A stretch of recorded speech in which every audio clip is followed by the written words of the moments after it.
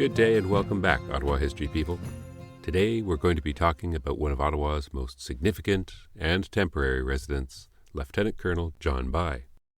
By had spent some time in Canada in his early life as a posting with the Royal Corps of Engineers, but it was his second stay in the country, where he spent 1826 to 1832 in the Ottawa area, that was the most significant by any standard.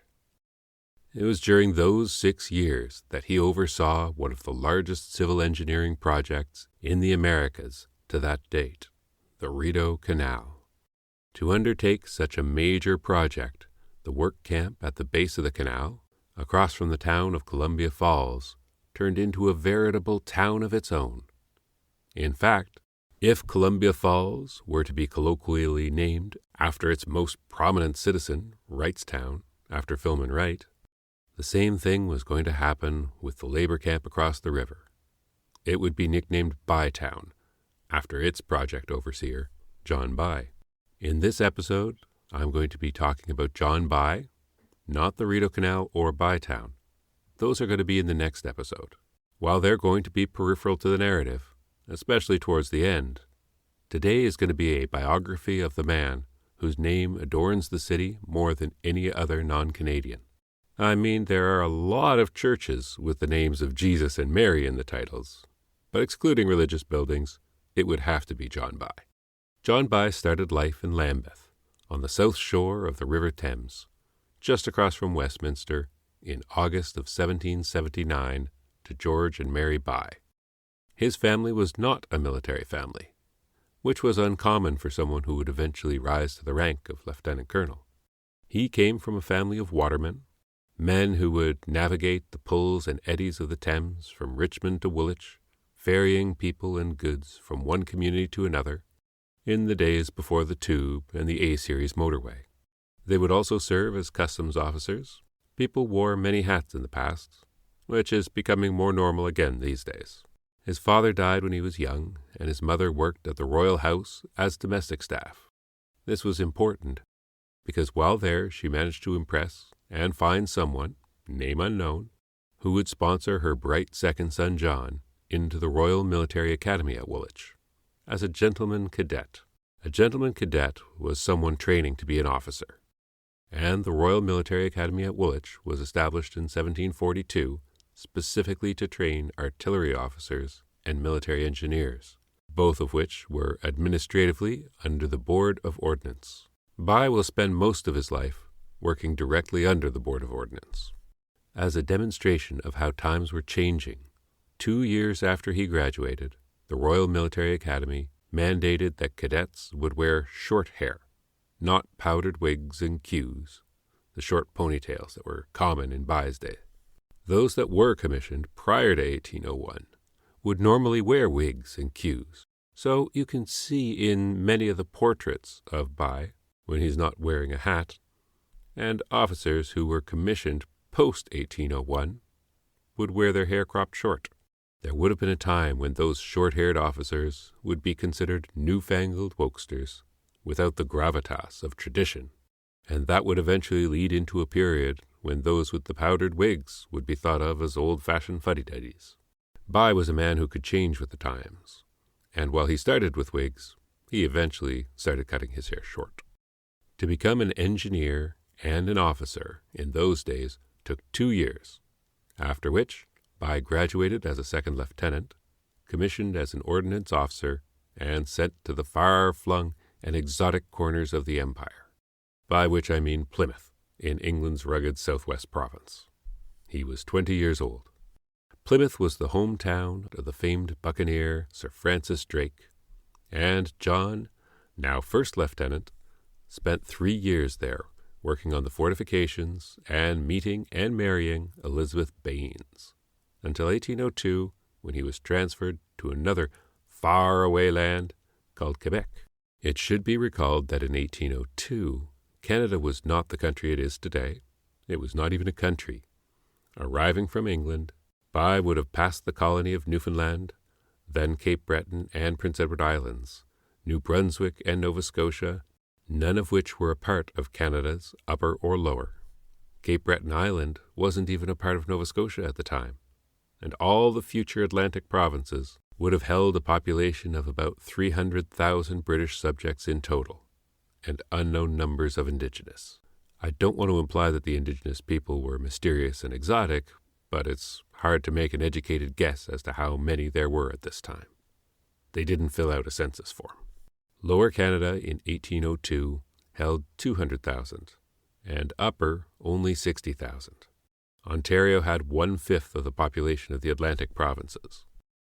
This was not a cosmopolitan posting, especially when considering that By's hometown of London had a population of over 1 million, and even sleepy Plymouth had a little over 59,000.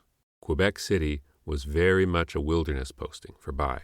When he arrived, By met the commanding Royal Engineer, Colonel Goethe Mann, a Briton, despite his comically Germanic name.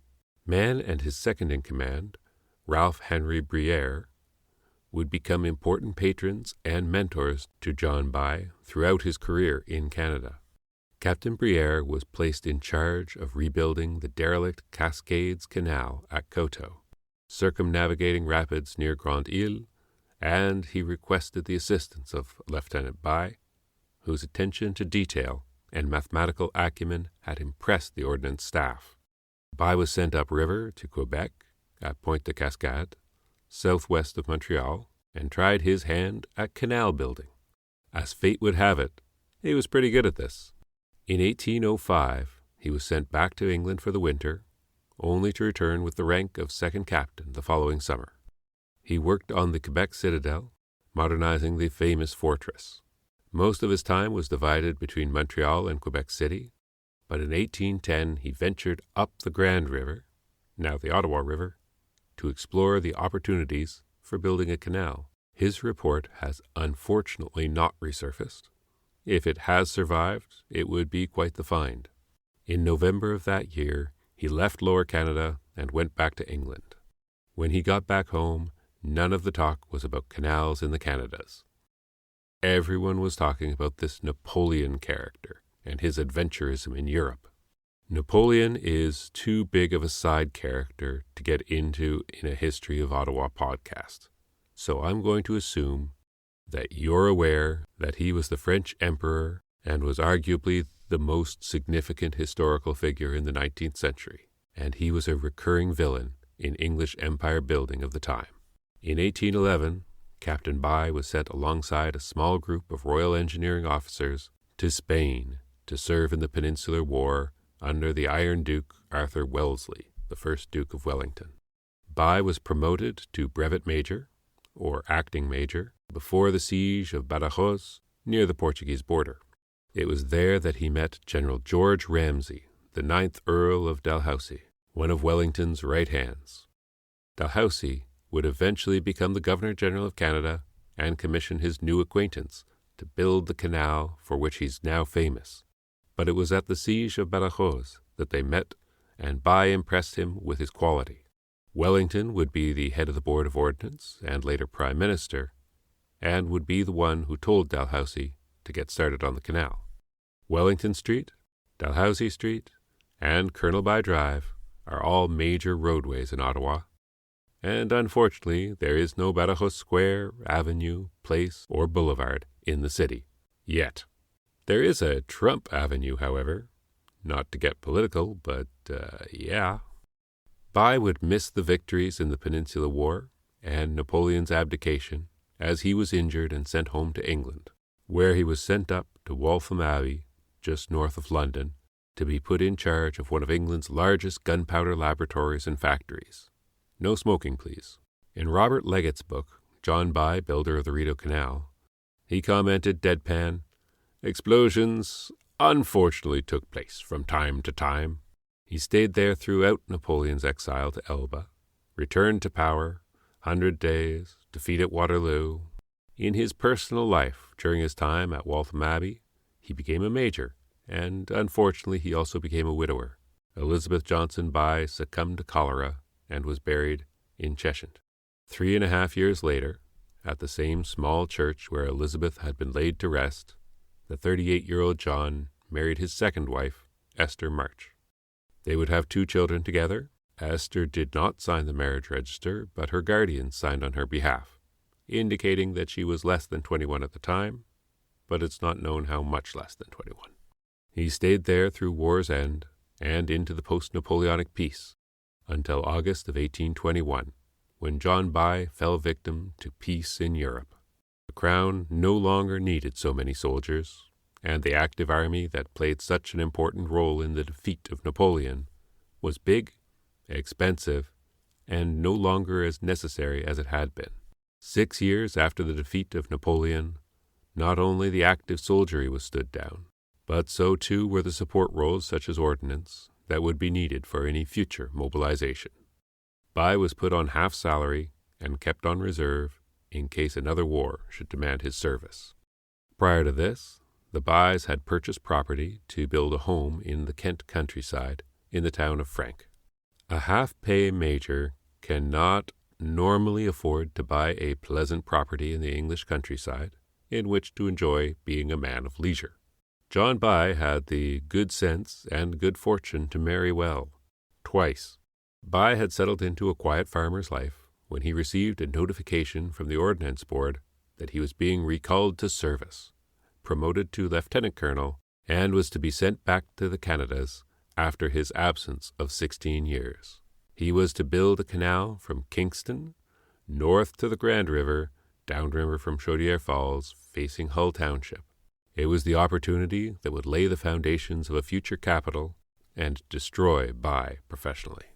37 days it took to sail from his old haunt in Plymouth to his other old haunt in Quebec City. The Canadian city had since doubled in size to 20,000 and was a hub for the lumber trade, with Filmenwright's felled trees from the Ottawa Valley collecting and being sent all over Europe.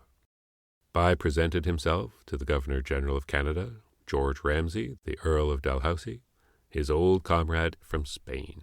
Montreal had grown even more drastically and was now more populous than Quebec City. It was the hub for the Hudson Bay Trading Company, and a local brewer named John Molson was having steamers constructed for the Montreal-Quebec run. Local political firebrand Louis-Joseph Papineau was throwing ink at local injustices, and the Lachine Canal had opened, allowing the same boats to sail from Kingston, past Montreal, and on to Quebec directly. Lower Canada had experienced a huge period of growth in John's absence.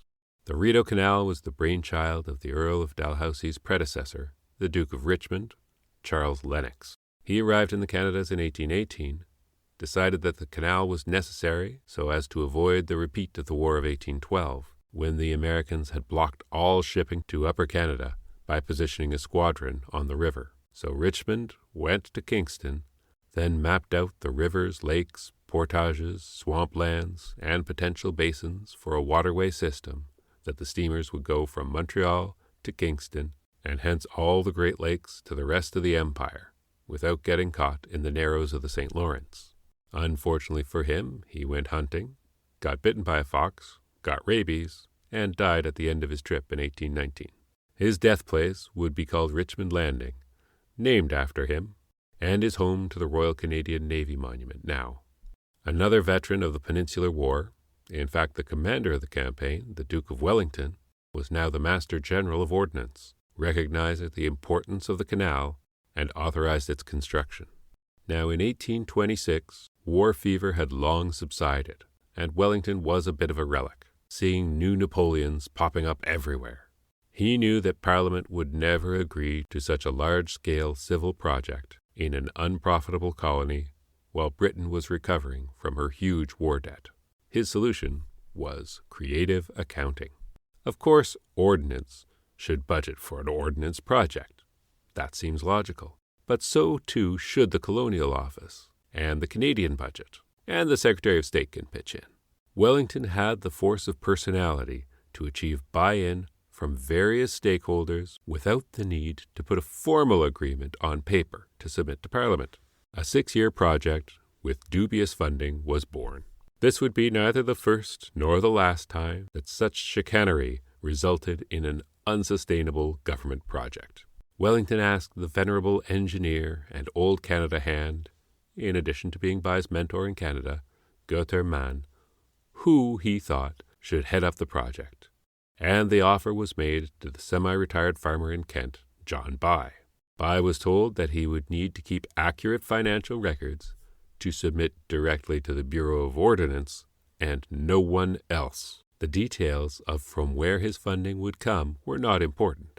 It's not sure if By knew why the funding would be so sensitive topic for Ordnance, but to his eventual detriment, he did keep very accurate records of every shilling that went into the project. Dalhousie advised, he didn't order, By to set up a base of operations at the north end of the proposed canal. He suggested that building a labor camp and a base so close to the garrison town of Kingston at the south end of the proposed canal would be a recipe for violence, drunkenness, and slower production. In September, the Governor-General, Lieutenant Colonel John By, Lieutenant Henry Pooley, a young military engineer who had impressed By and was becoming his protégé, and famed Scottish civil engineer John MacTaggart, all met in Hull Township at the Columbia Hotel, hosted by local magnate Philman Wright to discuss where to begin. Pooley was a talented engineer, but more importantly for us, a talented artist, and many of his works are on display today at the National Art Gallery, at the National Library and Archives, and other prestigious locations. Many of his works depict the construction of the canal, and his watercolors are a mainstay of most Ottawa history books. By determined that there would be 3 major bases, one at Kingston, one at the Ottawa River, and one halfway betwixt them. He then went to Montreal for the winter and started recruiting masons and laborers who had worked on the Lachine Canal as being both experienced and skilled.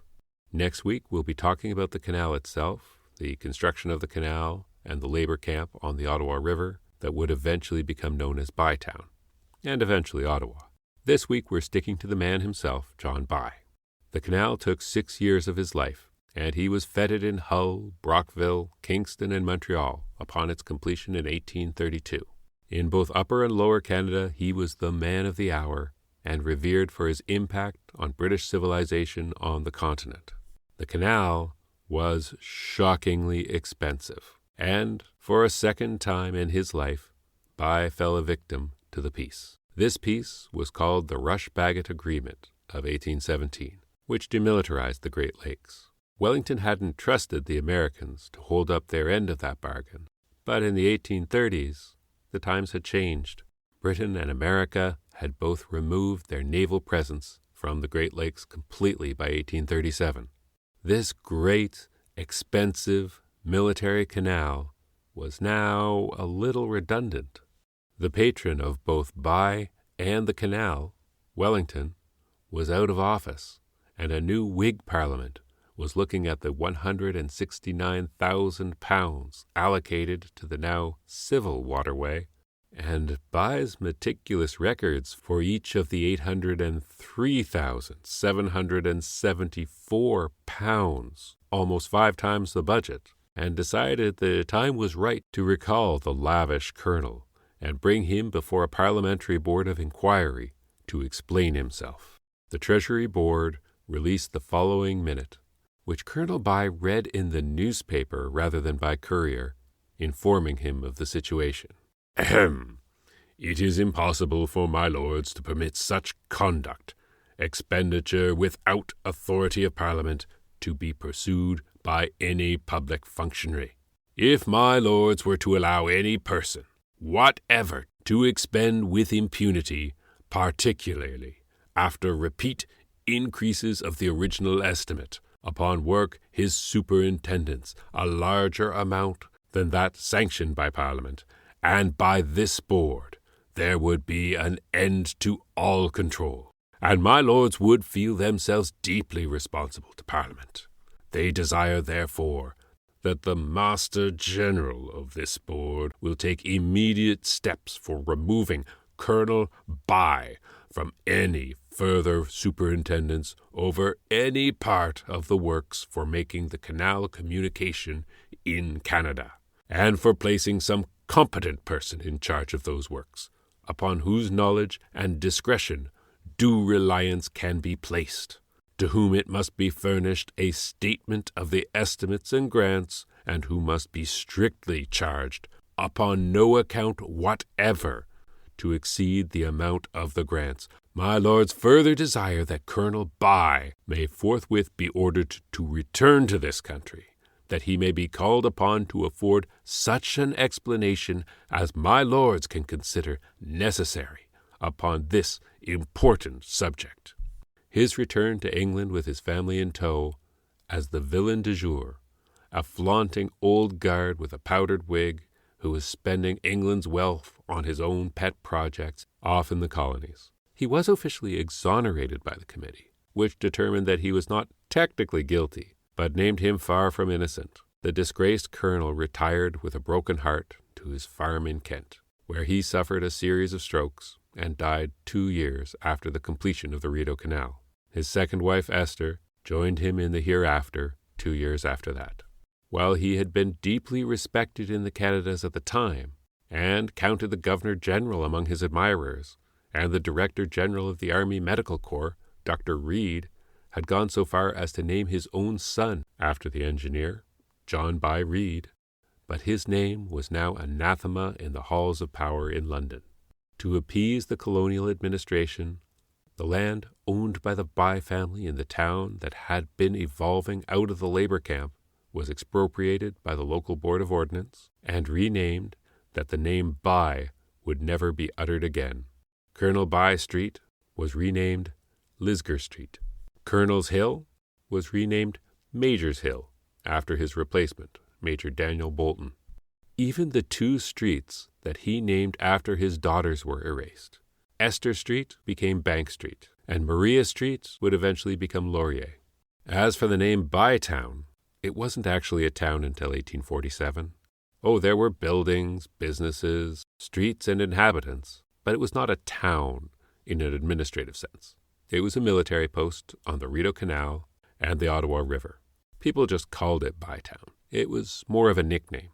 And that was the nature of the unofficial town from 1826 until 1847. And they would call themselves Bytonians or Bytowners to indicate that they were not a part of the military post. That shame and dishonor didn't last, and John By is now thought of as a founding father to the city of Ottawa. There are fountains dedicated to him in Confederation Park. One of the most scenic roads in town is Colonel By Drive.